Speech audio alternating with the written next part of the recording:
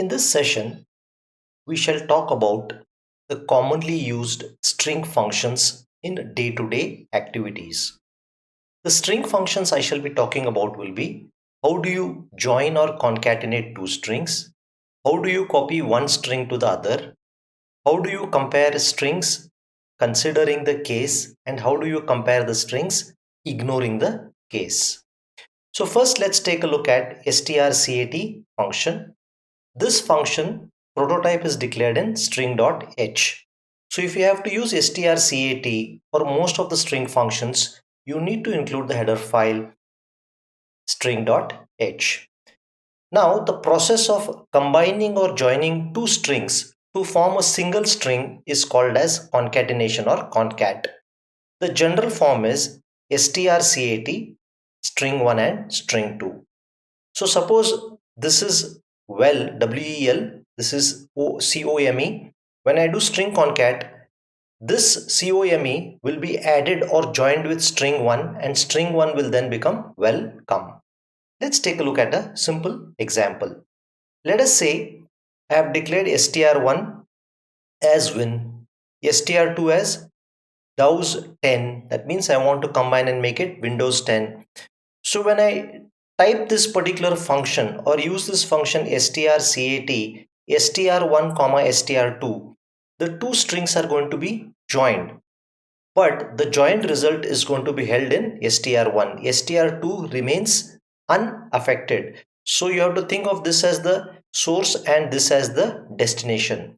So str1 is then going to contain Windows 10.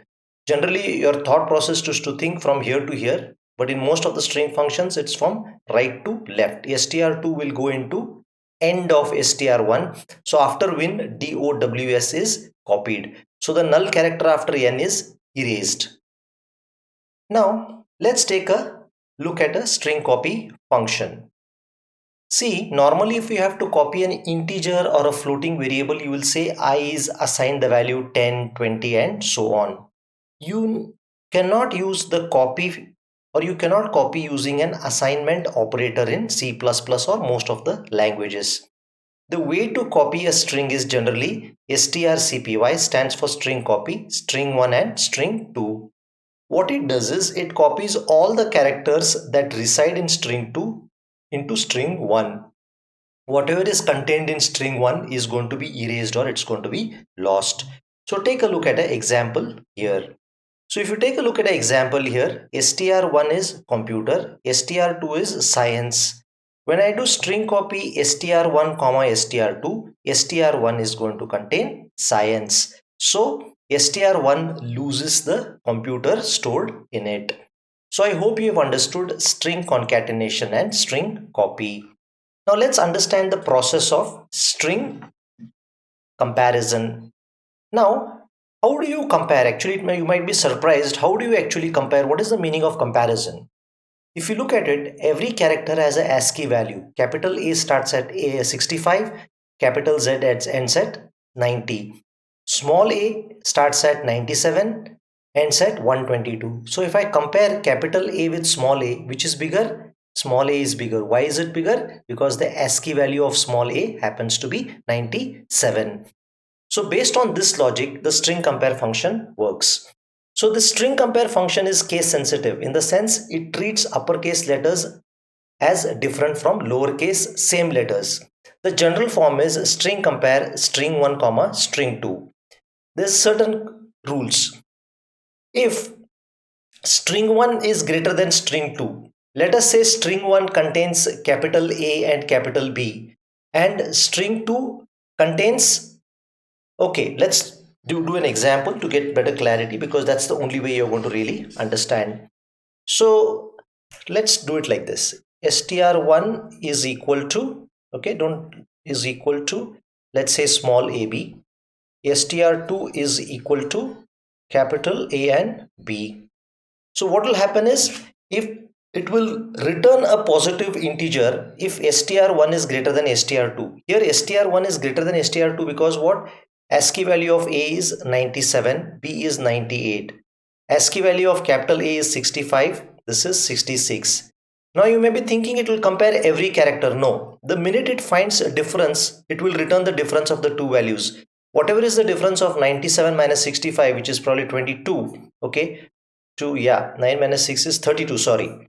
So it is 32. So 32 is going to be returned because it subtracts the ASCII value of small a from capital A.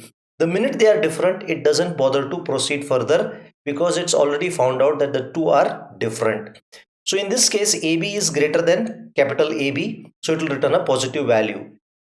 Now, suppose it was the other way around, str1 was capital AB and str2 was small ab, then it would return a negative value if string 1 is less than string 2.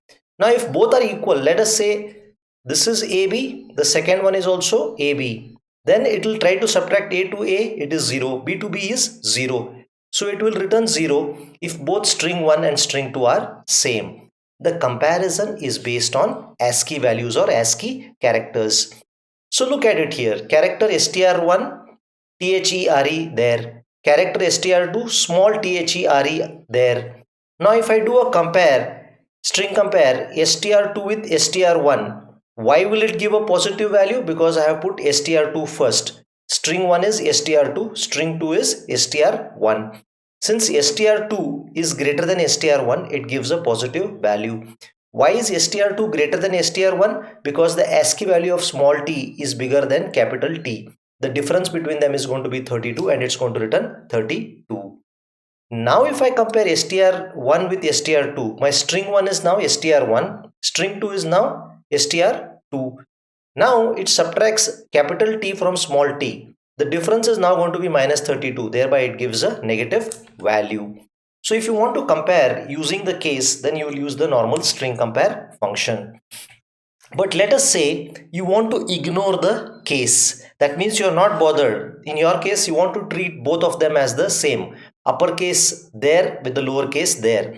Then you will use this particular function called as the string compare I, which stands for compare two strings. I stands for ignore the case or case insensitive comparison. So this function ignores the case while comparing. The general form is strcmpi string 1 and string 2. Again same. It returns a positive value if string 1 is greater than string 2. A negative value if string 2 is greater than string 1. Let's take an example here. So if you see str1 is there, str2 is there. In this case, since it's a case insensitive comparison or ignore the case comparison, it's going to compare both and it's going to return 0. Now what we shall do is, in order to understand this process of strings a little better, we shall take a look at a single program. This program is going to give you a much better idea about how strings are used and how strings really work. Alright, just give me a second, let me reorganize it. Alright, so this is going to give you an idea about how strings work by taking a look at a sample problem. Okay, so we'll try to go slow so that you really understand what we are trying to do and you don't have to end up getting confused. It's really simple, so I don't see any reason for having any kind of doubts on this particular problem. All right. Now what I'm going to do here is I am going to join or concatenate or merge two strings using just the normal C++ language without using the C++ library function strcat. So I include all these normal header files which I have been doing. I have included string.h because I want to calculate the length of a string, which you will know. Let's say f is the first string and s is the second string.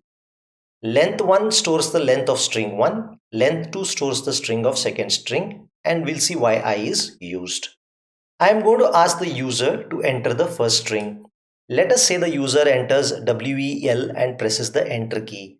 So in this memory location with the name F, you will have WEL, and in the third position you will have the null character. I purposely put the null outside because I am going to use this space now. So what happens is at the 0th position W, f of 1 is E, f of 2 happens to be L, f of 3 happens to be null. What is the length of this particular f? It happens to be 3. Now what I am doing is I am trying to read the second string.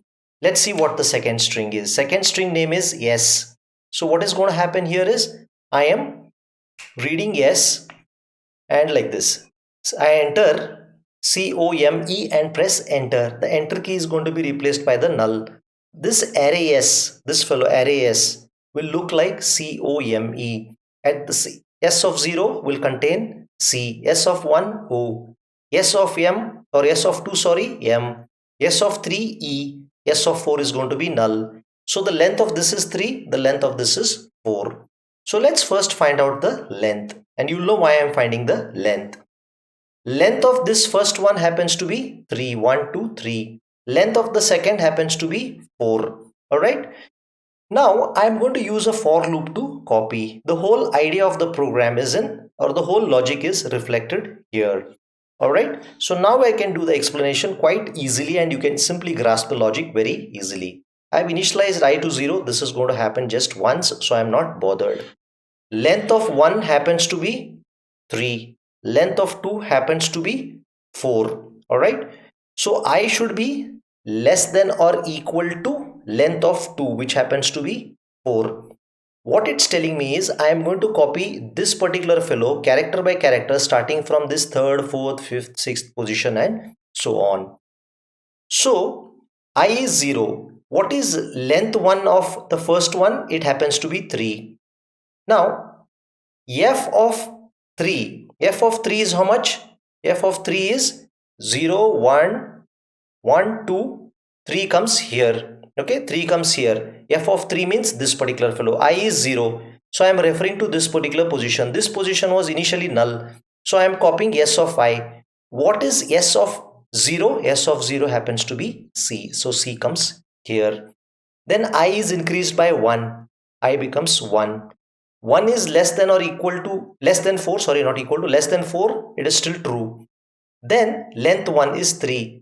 3 plus 1 is 4. F of 4 is this particular position. And what is S of 1? S of 1 is O. So O comes here. Now I is increased by 1. 2 is still less than 4.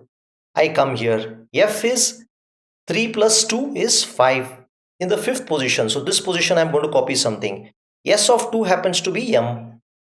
I copy M. Then I increases by 1. It becomes 3. 3 is still less than 4. I'm still good to go. So F of 3 plus 3 is 6. This particular position I'm talking about.